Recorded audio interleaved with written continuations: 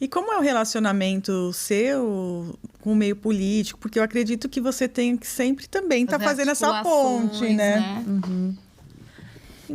Então, a gente, para a gente trabalhar esses projetos, né, e tem alguns projetos de lei que são do interesse da categoria, a gente sempre busca o apoio dos deputados, dos senadores.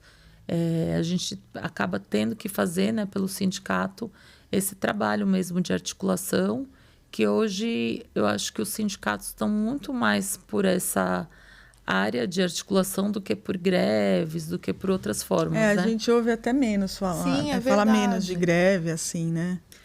Hoje tem se buscado muito a resolução das questões por meio da conversa, por meio de apoio dentro do Congresso, por mais uma forma democrática, né, de buscar trazer o nosso lado, trazer a nossa posição e a importância do que é ter um policial, uma instituição policial valorizada, que aí consegue dar um melhor resultado para a sociedade.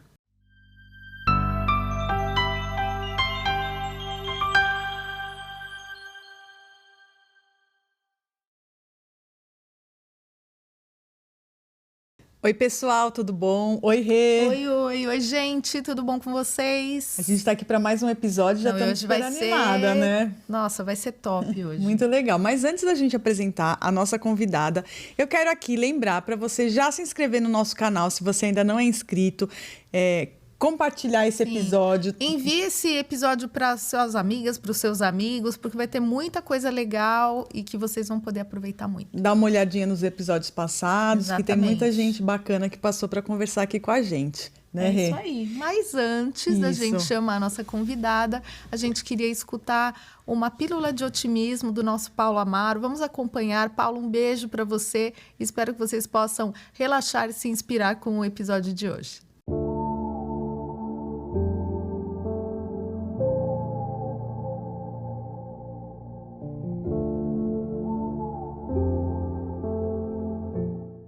Olá, meu nome é Paulo Amaro e a dose diária de otimismo hoje é persistência.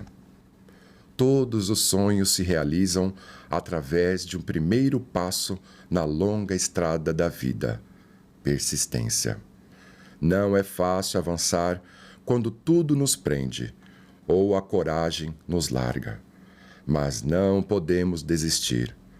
Só quem luta, dia após dia, é que alcança verdadeiramente os objetivos e mantém os ideais. Com persistência, tudo se torna mais fácil. Por isso, vamos correr atrás do que nos faz felizes, mas sempre com a mente positiva. Para adquirir o nosso livro, basta acessar o nosso site amarotreinamentos.com.br. Até breve. Legal, Paulo. Um beijo grande. Até a próxima semana, né, Rê? Sim, gente, sempre lembrando, o livro do Paulo é muito lindo, é um livro inspirador, Sementes de Otimismo. Para presentear, sim, né? Eu presenteei, eu até postei no meu Instagram, eu presenteei uma amiga super querida, ela gravou um áudio super legal.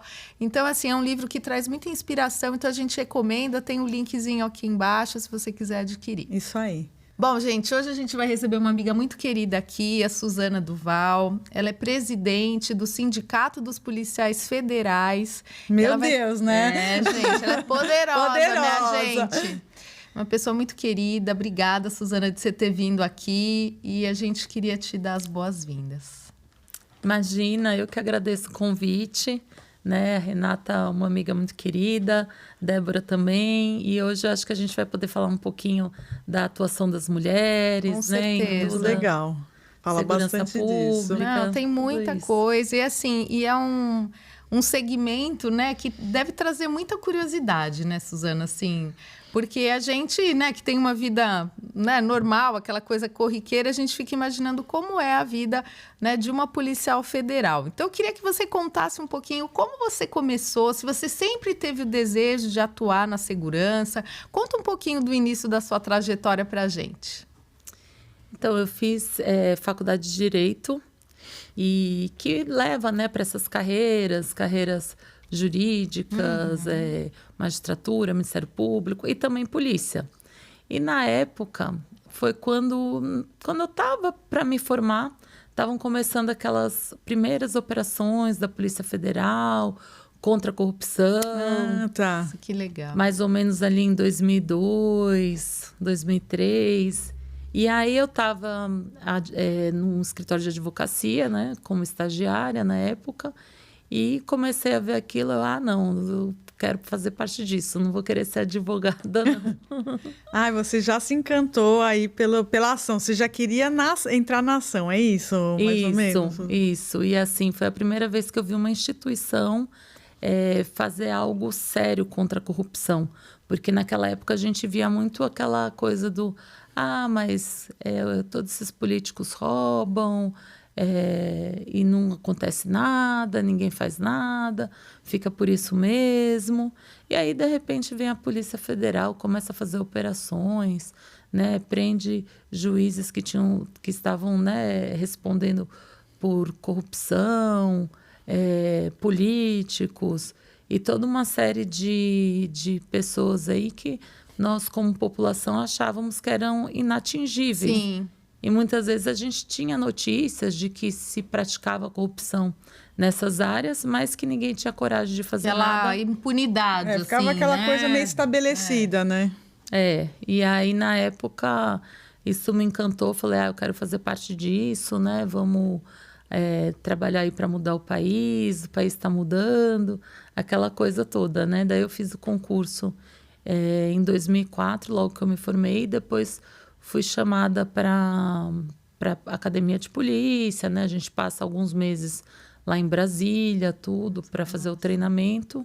Aí, se a gente é aprovado no treinamento, a gente pode assumir o cargo, né? Então, é uma fase do concurso também. Ah, tá. O treinamento também faz parte de uma seleção, assim. Também faz parte de uma seleção. Tem diversas provas, aí tem uma classificação. Aí, dependendo da classificação, você vai escolher a tua primeira lotação. E aí, a partir daí, minha primeira lotação foi em Bagé, no Rio Grande do Sul. E é muito triste, né? A gente vê tudo que está acontecendo lá. Foi onde eu comecei. Tenho diversos amigos, tenho falado com eles quase que diariamente. A gente tem tentado dar algum suporte daqui, né? Através de doações, encaminhar para as pessoas lá. Mas foi lá que eu comecei a carreira, e um lugar maravilhoso, né? Com as pessoas extremamente acolhedoras. E passei quase 2 anos lá, e depois voltei para São Paulo. E como Suzana, esses testes, essas provas, por exemplo, para uma pessoa que está começando do zero, ela tem que ter uma formação em direito, ou qualquer pessoa que queira fazer, assim, como que é isso, assim? Então, depende do cargo, né? Na Polícia Federal tem 5 cargos. E eu sou agente, né? E para o cargo de agente pode ser qualquer graduação. Qualquer área, curso superior. Qualquer curso superior. Então, para agente, escrivão e papiloscopista, pode ser qualquer curso superior. Para delegado, é obrigatoriamente ser formado em direito. E para perito, são cursos superiores específicos a depender da área. Por exemplo, medicina... perito em informática, por exemplo. Aí ele tem o curso de informática, tem perito químico, tem diversas áreas de atuação. E aí, a partir daí, tem o concurso específico para cada área dessas. Mas, de qualquer jeito, eles também fazem algumas perícias gerais e as perícias nas áreas deles, né? Então, perito de engenharia, contabilidade, enfim, são diversas áreas lá que eles vão trabalhando nas perícias para poder elucidar as investigações. E quando você começou, como que foi chegar uma mulher? Já tinha outras mulheres trabalhando com você? Como que era ser uma mulher? Porque hoje eu acho que até é mais fácil, mais comum, as mulheres foram se envolvendo. A gente vê na TV, né? Quando tem aquelas ações e tal, sempre tem lá, sei lá, duas mulheres, né? Como que foi o seu começo para você entrar nesse fechado assim, né? Bem machista? As mulheres são muito poucas ainda, né? E antigamente eram menos, né? Hoje aumentou um pouquinho, mas para se ter uma ideia, no Brasil, na Polícia Federal no Brasil, são 13,5%. Em São Paulo, 8%. Nossa, menos do que a média. Menos do que a média. Então, assim, são muito poucas. Pelo que eu converso nas outras instituições também. E o normal é a gente ser a única mulher no setor. Tá. Né? Quando eu assumi lá no meu primeiro trabalho, eu era a única mulher policial na delegacia. Tá. Tinham outras mulheres, mas que eram... De outras funções. Elas eram contratadas, né? Não eram da carreira mesmo. Mas de policial mesmo só tinha eu. Então, assim, tem vários desafios, né? Como mulher policial, a gente, no início da carreira, principalmente, a gente passa pela mesma academia de polícia que os homens. Então, assim, isso eu acho que já ajuda muito, porque a gente fez o mesmo treinamento, ninguém pode dizer que não estamos preparadas. Mas sempre tem algumas brincadeirinhas, né? Então, mulher não é lugar de mulher aqui, a mulher sai com a arma na bolsa, não está preparada. E muitas vezes não é verdade. E aí, assim, a gente acaba tendo que ter uma postura muito séria, muito profissional, mostrar um extremo profissionalismo e em todas as funções nossas. E o erro para uma mulher não é muito perdoável, né? Tem um peso bem maior, né?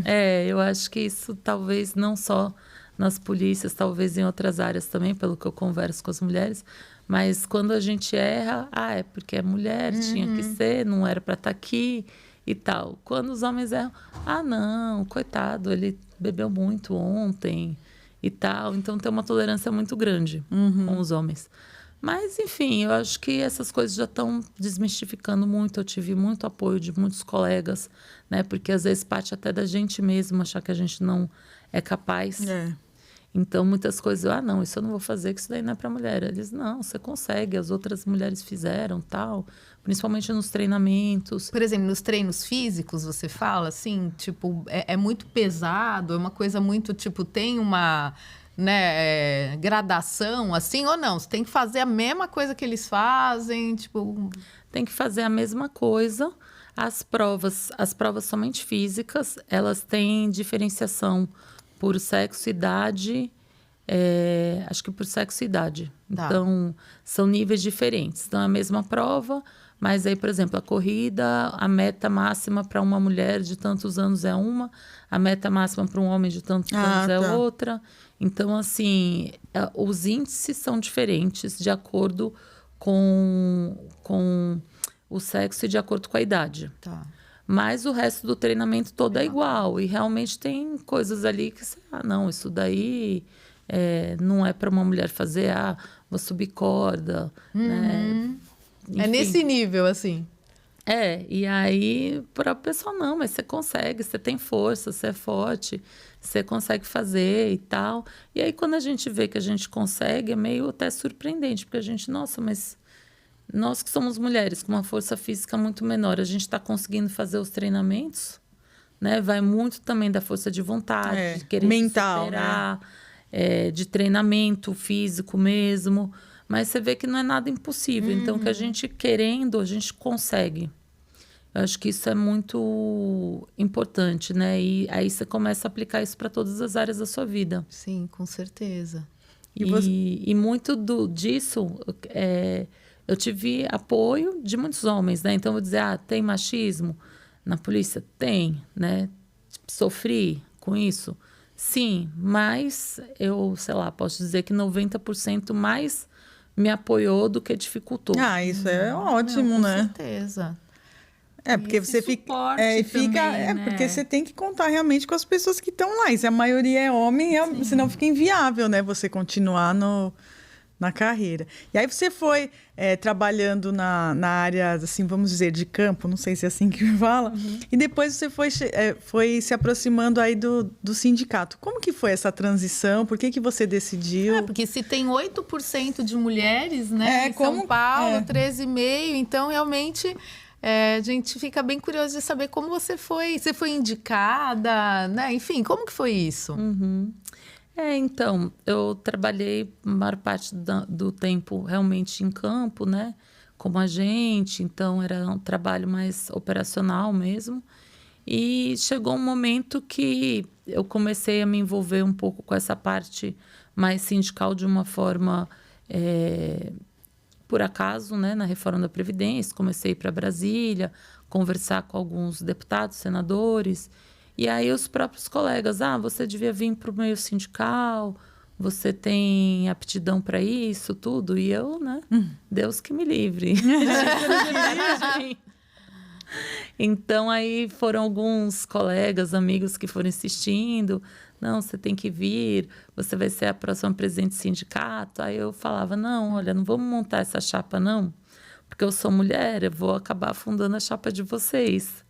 Porque vocês sabem, né? É difícil. Até um colega dar a chave da viatura para uma mulher dirigir. Sim. Já é meio aquelas difícil. coisas que a gente vê nas séries de TV, né? É engraçado isso. Então, você imagine querer dar o sindicato aí. A chave da viatura é meio difícil mesmo, mas o sindicato pode ser. Tá mais fácil o sindicato do que a chave da viatura. E aí foi assim, a gente montou a chapa, concorremos à eleição, né? Tivemos aí um êxito bom com 70% Nossa, que dos incrível. votos. Aí já estamos também no segundo mandato. E eu estou hoje também no sindicato por conta da equipe, né? Dos colegas que estão comigo, os diretores, né? A gente é um grupo, a gente toma as decisões sempre em colegiado, sempre se consultando, sempre conversando. E também da nossa equipe que atua lá, né? Dos funcionários, que é o que faz a gente mover para frente, né? Que é um grupo que trabalha junto por um propósito, por um ideal. Então fica tudo mais fácil, porque não é um trabalho muito fácil, né? Imagina, tem muitos né? desafios. Meu Deus. Mas quando a gente tem um grupo aí que está coeso, que se apoia e que tem o mesmo propósito, ajuda muito. Hoje, quais são as principais demandas assim de um sindicato que você precisa defender em termos de direitos? Conta um pouquinho do seu dia a dia. Recursos, né? De conseguir recursos para determinadas coisas. A gente tem algumas bandeiras muito fortes, né? Então, uma é da valorização mesmo dos policiais, do trabalho policial, que muitas vezes a gente vê aí não ser tão bem falado, né, quanto deveria, porque são pessoas ali que estão arriscando a própria vida pela sociedade e às vezes parece que querem manchar a nossa reputação. Isso dói demais na gente. Então, acho que o primeiro ponto é a valorização, mostrar que nós somos pessoas ali que estamos lutando por proteção mesmo da sociedade, né? Chegando ao ponto de poder até arriscar a própria vida pela causa, para poder realmente fazer essa proteção, defender alguém, um terceiro. E a gente tem também projetos assim para a carreira, porque até hoje nós não temos a nossa atribuição em lei, né? A atribuição dos cargos. Então, a gente busca uma lei orgânica, a gente busca uma valorização também da carreira nesse sentido, para que as nossas atribuições sejam desenhadas em lei, para que a gente possa ter também essas atribuições de nível superior, né? Nós temos aí todos hoje os cargos policiais da Polícia Federal são nível superior e 30% já entram com mestrado e doutorado. Então, é uma qualificação muito alta, mas muitas vezes a gente não vê essa mesma valorização no dia a dia, né? no papel. Então, essa é uma das nossas lutas para que a gente tenha uma carreira, né? É uma carreira e são 5 cargos, mas para que a gente tenha uma carreira estabelecida em lei e que seja justa para todos que estão na carreira, todos os cargos possam se desenvolver, possam crescer, possam dar o melhor de cada um. Então, hoje é a nossa principal bandeira. Vão levantando as bandeiras. E como é o relacionamento seu com o meio político? Porque eu acredito que você tem que sempre também estar fazendo essa ponte, né? Então, a gente... Para a gente trabalhar esses projetos, né, e tem alguns projetos de lei que são do interesse da categoria, a gente sempre busca o apoio dos deputados, dos senadores, a gente acaba tendo que fazer, né, pelo sindicato, esse trabalho mesmo de articulação, que hoje eu acho que os sindicatos estão muito mais por essa área de articulação do que por greves, do que por outras formas, né? A gente ouve até menos falar, Sim, é falar verdade. menos de greve, assim, né? Hoje tem se buscado muito a resolução das questões por meio da conversa, por meio de apoio dentro do Congresso, por mais uma forma democrática, né, de buscar trazer o nosso lado, trazer a nossa posição e a importância do que é ter um policial, uma instituição policial valorizada, que aí consegue dar um melhor resultado para a sociedade. Sem dúvida. Eu queria falar um pouquinho, que você falasse sobre saúde mental, né? Porque, assim, a gente vê que, meu Deus, é um trabalho, assim, né? De um risco absurdo. Hoje tem muita pressão. A questão das redes sociais, que, de repente, eu acho que isso também deve ter prejudicado um pouco, né? Porque eu acho que o policial se sente sempre, enfim, né, vigiado, enfim, não sei. Eu queria que você falasse um pouquinho se, por exemplo, no sindicato vocês têm algum tipo de ferramenta para dar esse suporte, né, para os policiais, tal, e como que você vê isso? Sim, nós temos parceria com psicólogas e psiquiatras, e a gente tem buscado sempre fazer algumas atuações em prol da saúde mental. Então, várias formas, desde trazer quiropraxia, que legal. tem o Dia da Saúde também. Então, tem uma série de formas que a gente busca chamar atenção para esse tema, que é um tema muito importante na polícia. A gente tem um índice de suicídio, de problemas de ansiedade, depressão altíssimo. Até um tempo atrás nem era falado, então todas as pessoas que passavam por isso escondiam. Uhum. Hoje está um pouco mais aberto, de tanto que passamos por problemas, né? E eu acho que isso é um problema geral da humanidade, né, dos tempos atuais, mas na polícia reverbera muito, porque os policiais andam armados, tem tudo aquilo de não poder ser fraco, se mostrar fraco, né? Quando isso não é nenhuma fraqueza, isso é uma doença, né, como qualquer outra doença que tem que ser tratada. Sim. Então, a gente tem muito essa dificuldade de ter a confiança, de conseguir a aproximação das pessoas que estão precisando. Muitas vezes a gente não consegue detectar quem está precisando e essa é a maior dificuldade que a gente tem hoje. E, paralelo a isso, a gente tem alguns programas que foram instituídos na própria instituição para trazer essa mais saúde mental, trazer esse apoio, porque é extremamente necessário na nossa profissão.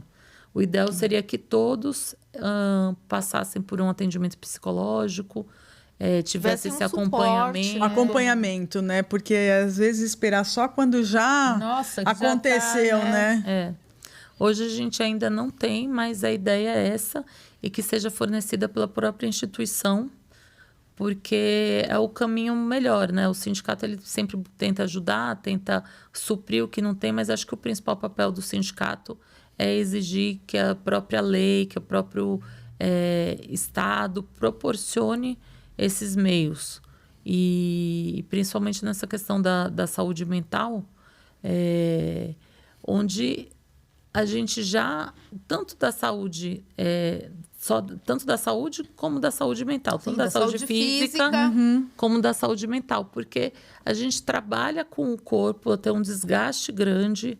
Então, não dá para comparar a saúde de um policial a um estresse muito maior do que outras profissões. Lógico. E fisicamente, principalmente. E também a questão da saúde mental também são muitas situações que o policial passa e que vão incutindo e não percebe, porque coloca aquilo no dia a dia e muitas vezes não vai percebendo. Tem uma banalização de situações que são muito extremas, né? Extremas, com certeza. Exatamente. E até os próprios treinamentos que a gente faz, que são extremamente necessários, mas muita coisa ali vai para o subconsciente, né? E não é trabalhado. Então, tudo isso a gente precisa ter realmente um acompanhamento. A gente conseguiu já, através do sindicato, foi uma demanda, uma reivindicação nossa, que foi atendida, foi feito um pedido diretamente para um diretor-geral, e foi atendida por esse diretor e outros que trabalharam nesse projeto, que foi ter um plano de saúde disponível para os policiais federais. Então, hoje existe o plano de saúde, tem uma contrapartida que cada policial tem que pagar, mas tem um plano de saúde nosso. Como se fosse uma coparticipação. Não é só coparticipação, tem que aderir ao plano, pagar mensalidade, tudo isso. Tá. Mas é um plano específico para os policiais. Isso daí já foi um grande ganho, tendo em vista que é uma atividade que a gente realmente usa da nossa saúde, né? São outras demandas, né? E nós somos cobrados estarmos com a saúde 100% para ir para uma operação, para estar no trabalho, até porque quando a gente faz o concurso, fazem mais de 15 exames médicos para ver se a gente tem a saúde realmente ali perfeita. Então, são vários exames que são feitos, e se não passar num exame médico desse, está fora do concurso. Lógico. Então, não tem sentido ter o exame médico para entrar e depois isso ficar... Uma vez, tá como liberado. que mantém essa saúde, é verdade. É bem verdade. Então, isso já foi um ganho muito grande. E agora a gente continua aí com essa reivindicação para implementar também questões de saúde mental. Tem alguns programas que começaram na Polícia Federal, né, estão caminhando, mas precisam ganhar mais corpo também, né, e conseguir atender mais gente.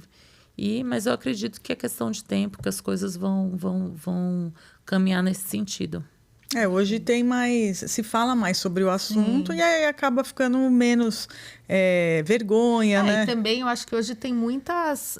na TV a gente vê muito séries, né? Falando dos bastidores da vida. Isso você acha que ajuda a sua categoria ou mais prejudica e cria um estereótipo? Porque hoje tem, né? Sei lá... Periodicamente tem séries tal, que tratam, até séries brasileiras que tratam, né, da vida dos policiais federais, dessas ações. Então, como que é isso para vocês? Assim, é uma coisa que atrapalha, que ajuda? Como que é? Eu acho que depende, né? Depende como é colocado, como é mostrado. Acho que pode ajudar muito quando mostra os dramas desse profissional, as dificuldades, né? Humaniza. Então, muitas vezes a gente é visto meio que como, vou dizer bem super-homem, mas Eu ia falar isso, um super-herói, né? Porque... E assim, acham que, consegue tudo, né? Teve até uma juíza que falou, não, primeiro o policial toma tiro para depois reagir. Mas ele é um ser humano, ele não tanto quanto o outro. Então, eu acho que é importante humanizar, né? Não querer colocar como uma pessoa que não é humano, que está acima, que é capaz de tudo, porque não é. Nós somos humanos, nós usamos nossos treinamentos, nossos protocolos para poder atuar. Mas todo mundo é ser humano e está suscetível a todos os problemas de qualquer ser humano. Então, eu acho muito bom quando tem uma série que humaniza, que traz essas questões, esses dramas, porque isso traz a sociedade para ter um outro olhar sobre nós. Mas eu acho que tem que ter o cuidado também para que não seja exposto aí formas de como são feitas as investigações, né? Sim. Algumas questões ali que são mais de sigilo mesmo da própria instituição, até para proteção. Porque a ideia que a gente tem é que dá ideia para criminalidade, né? Essas coisas. Muitas vezes, assim, você fala, meu Deus do céu, não deveria estar falando, porque vai dando ideia para o pessoal, né? Então, precisa ter muito cuidado com o que é mostrado exatamente por isso, porque pode, sim, deixar vulnerável, né? Tanto vulnerabilizar a sociedade como os próprios policiais que atuam na área. Então, tem questões ali que realmente não devem ser mostradas, não devem ser divulgadas, né? Em razão de gerar um risco para todos os policiais, né? E aí também gera um risco maior até para a sociedade. Então, tem que ter o cuidado, tem que dosar. Eu acho que tem que ser algo bem pensado. Para aparecer, né?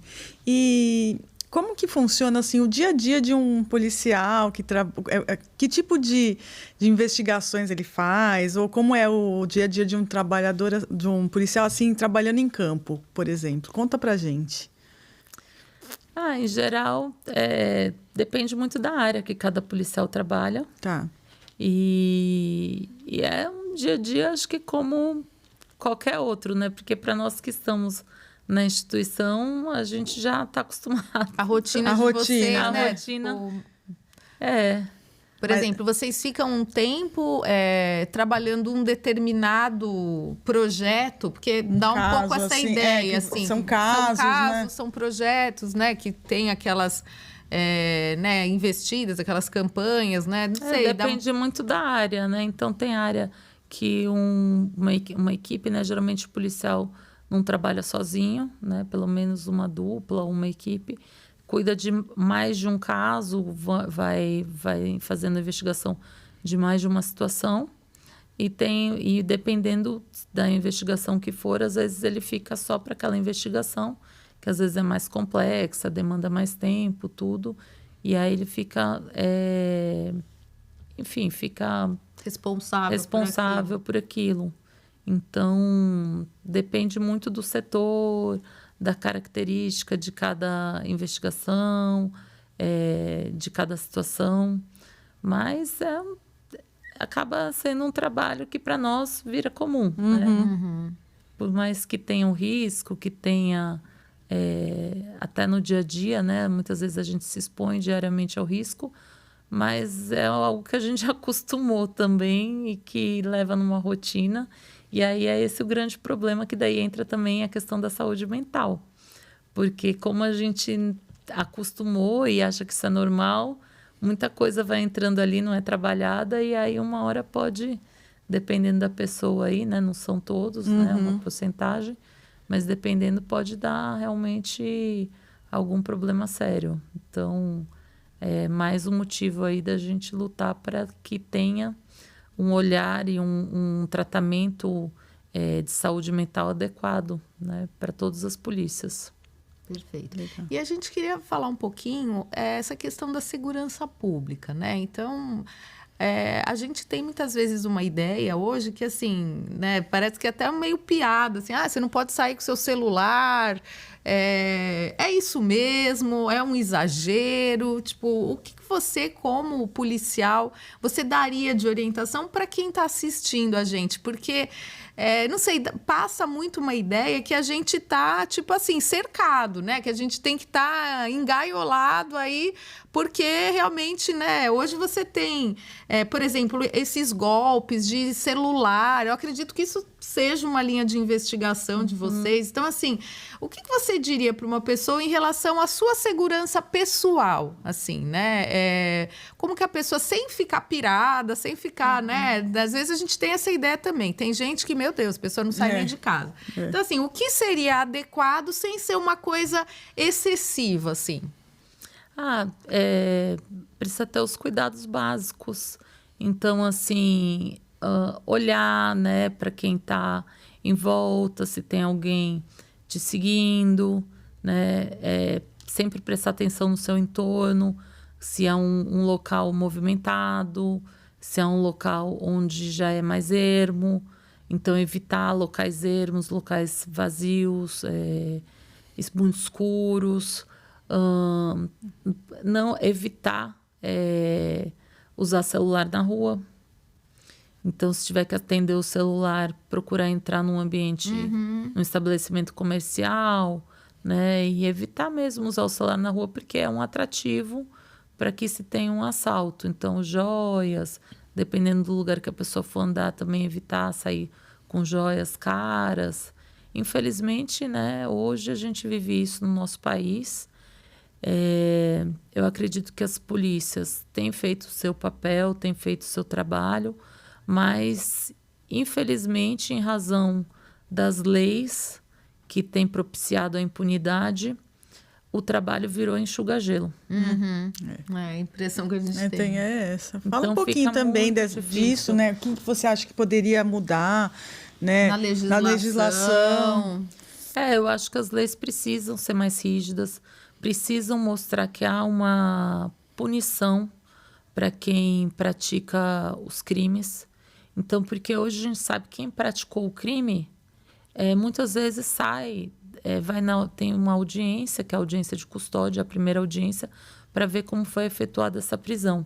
Mas muitas vezes essa pessoa aí que foi presa em flagrante, ela sai antes que a equipe policial. Então, é muito difícil, porque muitas vezes aquela equipe já prendeu esse mesmo sujeito mais de uma vez e ele continua ali praticando crime, porque às vezes ele tem alguma condição que os juízes entendem que ele não deve ficar preso, né? Porque no presídio não teria a estrutura para atender essa condição, então alguma condição de doença, alguma condição assim. E aí simplesmente ele fica solto e continua assaltando. Então, é muito difícil. Hoje está numa situação muito difícil porque acaba compensando praticar o crime. E a pior coisa que pode acontecer numa sociedade é a frase: o crime compensa. Então, a gente precisa voltar a repensar toda a política criminal, criar punições efetivas. Eu não digo que precisam ser... Eu acredito que os crimes graves devem ser punidos com penas graves e os crimes mais leves com penas mais leves. Mas hoje o que está acontecendo é que os crimes mais leves estão sem uma resposta. Não são punidos. E os graves também, porque muitas vezes essa resposta demora tanto que eles ficam na impunidade por tanto tempo, gera essa sensação de impunidade. Então, outras pessoas que estariam ali trabalhando legalmente pensam, para que eu vou ficar aqui? Exatamente. E aí acaba atraindo pessoas que talvez nem entrassem no clima. Então, gera toda essa inconstância, essa coisa de não valer a pena ser honesto, de valer a pena praticar crimes. E eu acho que isso precisa ser modificado aí, modificar toda essa política criminal atual para que realmente tenha uma repressão maior, né? Para que realmente quem praticou o crime seja punido em qualquer esfera, né? Desde um crime comum, um crime praticado por um poderoso. Acho que tem que ter uma resposta, até para dar uma resposta para as pessoas que levam a vida honestamente, né? Saberem que vale a pena ser honesto, que o melhor é ser correto, né? Eu sei que as pessoas que são honestas e corretas fazem isso por uma questão da índole própria. Mas a gente não pode viver num país que a gente dependa da índole das pessoas. Exatamente. É verdade. É verdade. E muitas vezes, a gente vê agora o que está acontecendo no Rio Grande do Sul. Não, eu ia falar isso. A quantidade de saques que está havendo ali. Quantos ali que já praticaram crimes, que deveriam estar presos, que não deveriam estar no convívio da sociedade, e hoje, no meio de uma calamidade, né? Essa política de simplesmente de impunidade mesmo, está gerando Parece quando você fala caos com o filho, muito né? pior do que Não faz seria. isso, né? Parece que é isso que muitas vezes é dito. Não faz mais isso. Não vou fazer. Não é? Então, realmente, isso que você está falando eu tem acho todo que sentido. numa situação extrema, né? Você vê como realmente uma situação de impunidade que aconteceu lá atrás tem um impacto. Meu Deus, você fazer um saque, né? É como você falou, numa catástrofe como esta, assim, né? Traz ainda mais sofrimento para as pessoas. Então, outro dia até um paciente falou para mim que agora estão roubando o semaglutida das farmácias. Tipo assim, eles invadem a farmácia, levam todas as canetinhas. Então, você fala assim, meu Deus, assim, é uma criatividade. Você acha, Suzana, que a criminalidade ela tá mais assim criativa hoje, porque olha, você assiste algumas coisas, você fala, não é possível. Outro dia era uma ação da Polícia Federal que tinha droga dentro de melão, tipo assim, melão, melancia, então eles faziam tipo uma bexiga, assim? eles remontavam, tiravam o negócio, então você fala, miolo. Meu Deus do céu, miolo, e colocavam droga. Assim, parece que tá sempre correndo atrás da criatividade, assim, como que é isso para vocês? Vocês acham mesmo que o pessoal é muito criativo, assim? E sempre foi, né? Parece que a criatividade para o mal tem horas que floresce. Podia usar para tanta coisa positiva, né?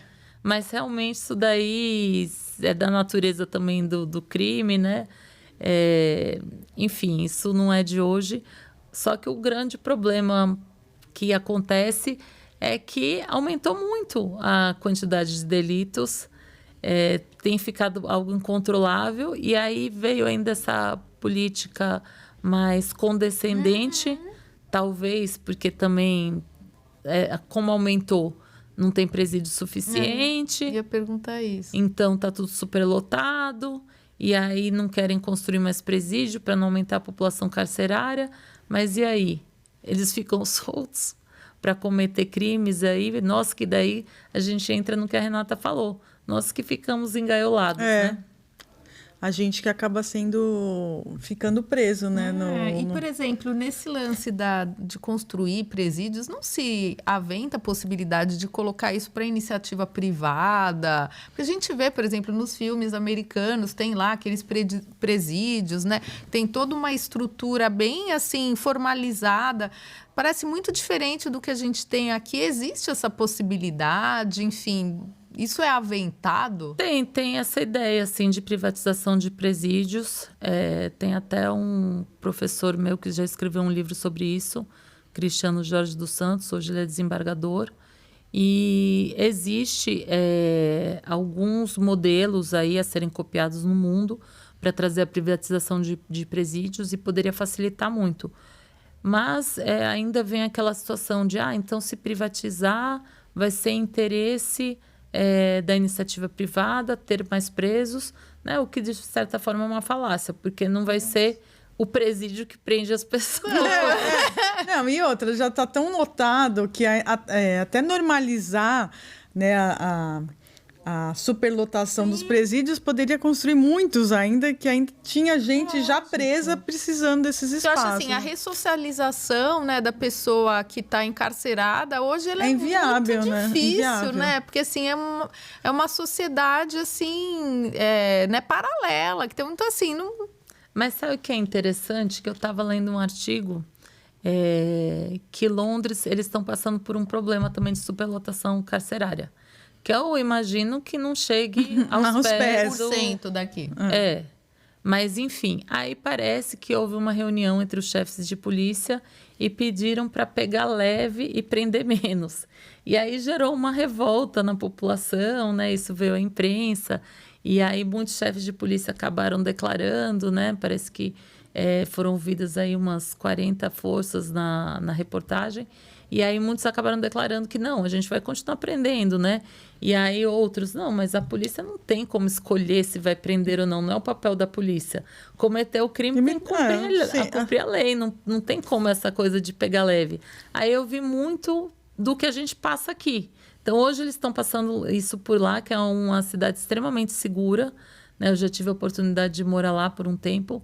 É um local extremamente seguro, sim, em comparação... ainda mais com o Brasil, enfim. E mesmo lá, eles passam por esses problemas. Aí agora eu quero ver como que será resolvido esse problema lá. Porque, assim, eles chegaram num ponto que a gente já passa por isso há muito tempo, né? Então, eu quero ver aí os próximos capítulos, como que eles vão fazer para resolver a situação. Mas, por enquanto, já deu uma complicada, que parece que a ideia que foi passada nessa reunião entre os chefes de polícia, segura pega por um leve, tempo, finge pega que não leve, viu. Porque nós estamos resolvendo a situação aqui nos presídios, né? Aí eu falei, parece que eu já ouvi esse filme, né? Não que eu tenha ouvido nunca isso, nenhuma reunião e nunca soube de nada que foi falado desse jeito. Mas acho que a nossa própria política criminal acaba levando a isso. As próprias leis acabam levando a isso. A gente vê a própria mídia, né? Nossa, roubou uma bobeira e foi preso. Roubou. Então, assim, se a gente for relativizar, então não prende ninguém, criança, né? Pro jovem, né? Fica parecendo que, não, aqui você faz o que você quiser, bem. que não Tudo tem bem. problema, Né? Então, assim, eu creio que vocês devem... E o pior é ainda a mídia divulgar isso, né? É isso que eu ia ainda falar. Cria uma situação ainda pior, porque tira o estímulo para as pessoas serem corretas, né? E fica difícil até ensinar. Exato. Porque hoje, esses formadores de opinião, hoje todo mundo pode se expressar nas mídias sociais, então esses formadores de opinião vão lá e ficam falando contra a polícia, contra o trabalho da polícia. Só que na hora que você precisa, você vai ligar quem? Para quem? O 90, lógico, com certeza. E muitas vezes falam sem conhecimento, querem avaliar os protocolos sem conhecer como que funciona. Né? Então, hoje as polícias no Brasil aplicam técnicas que são aplicáveis nos principais países desenvolvidos do mundo. E aí querem interferir na forma como a polícia trabalha, como se fosse um especialista nisso. E aí é muito complicado, né? E eu te falo, é complicado até para um policial avaliar outro policial naquela situação. Pode ser o melhor policial, pode ser o melhor professor da academia, não sei o quê, o mais qualificado, graduado, certificado. É muito difícil ele avaliar uma situação que ocorreu com outro policial. Porque aquela situação é única e, assim, são questão de segundos. É lógico, não são muitas tem, assim, variáveis, um protocolo. O ladrão vai agir assim, você vai fazer assim. Não tem. Cada situação é exatamente segundos, né, única. para poder reagir, para poder agir. Então, é difícil. Só quem pode avaliar a própria situação é quem estava na situação. Lógico. Então, aí a gente vê pessoas que nem são do meio, que não conhecem a técnica, que não conhecem nada, dizendo como que o policial deveria proceder. Né? A minha vontade é falar, olha, vamos fazer uma simulação Isso. e ver como é que você se sairia. Daí a pessoa vai dizer, não, mas eu não tenho treinamento. Então, por que, então que tá você está avaliando? É verdade. Ficar incoerente, inclusive, né, Rê? Não, totalmente, com certeza. Né? É isso, gente. Agradecer Muito bom. a sua Dá presença. uma mensagem agradeço. final, Suzana, para o pessoal, para quem gostaria de entrar nessa caminhada aí. Conta, né, para as pessoas o que você sugeriria. Saiam correndo ou não, vale a pena. Eu acho que é uma carreira que eu fiquei muito feliz de fazer parte, né? Foi algo que eu escolhi. A gente sabe que muitas pessoas acabam não escolhendo a carreira, acabam caindo por acaso, mas foi algo que eu escolhi, não me arrependo, sou muito feliz nessa área. Tem suas dificuldades, como qualquer profissão, mas para quem gosta, para quem realmente sente que é sua vocação, faz o concurso, vai trabalhar, que você vai ser muito feliz, você vai gostar muito. Mas precisa ter vocação, precisa querer, senão fica algo muito difícil de carregar. Sim, com certeza. Foi muito legal, Foi muito bom. Agradecer sua presença. Fala um pouquinho das suas redes sociais. Isso, fala. Se alguém quiser entrar em contato com você. Minha rede social é Agente Suzana Doval, @Agente Suzana Doval. Uso mais o Instagram. Então, quem quiser ir lá, deixar uma mensagem, conversar, vai ser muito bem-vindo. E vamos conversando sempre sobre questão de segurança pública, né? Sobre as mulheres aí em diversas profissões, na polícia, em profissões aí, em todas as profissões, né? Sim. E as mulheres ganhando também... esse espaço, né? Que é muito importante. Ganhando esse espaço e fazendo o que quer, a sua vocação. Sim. Né? Também as mulheres que são mães em tempo integral. Eu acho que tem espaço para todo mundo. Acho que o importante é cada um seguir a sua vocação, seguir o que tem vontade de fazer e contribuir de uma certa forma para a sociedade, para um mundo melhor. Legal, muito bom. Foi muito legal, muito bom. E agradecer também vocês, né, que estiveram com a gente. Relembrando, compartilha esse episódio, gente. Né? E se você ainda não ativou as notificações, ativa o sininho para você receber, porque os nossos episódios eles sempre acontecem às terças-feiras, às 16h22. Então, para você não perder a nossa estreia da semana, que sempre tem um tema muito diferente. Interessante. Deixe sugestões de tema nos comentários, com certeza, né, pessoal. E a gente está aqui para mais uma semana e até a próxima, pessoal. Tchau, tchau.